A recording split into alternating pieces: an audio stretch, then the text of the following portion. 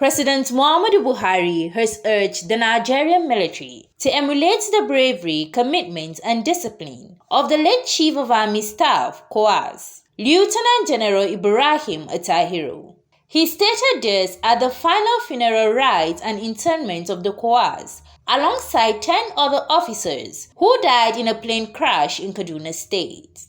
The remains, which was laid at the National Military Cemetery Abuja, was moved from the 44 Nigerian Army Referral Hospital, Kaduna, to the National Mosque, as well as the Nigerian Air Force Protestant Church in Abuja, before finally moving to the cemetery for the interment ceremony. Also, a minute of silence was observed, after which the departed officers were honored with a 21-gun salute, a custom of the armed forces of Nigeria.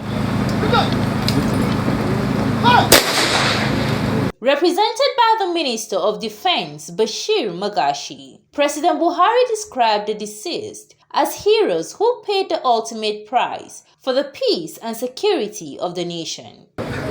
These fine gentlemen had a glorious career in the armed forces, in the course of which they served the nation valiantly in several capacities.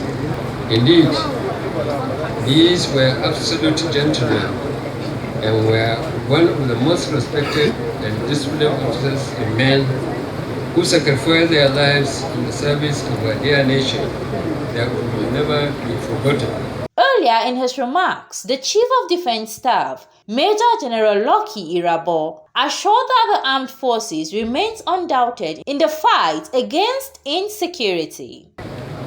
We are unmovable. The war against insecurity must be won. Truly must be won.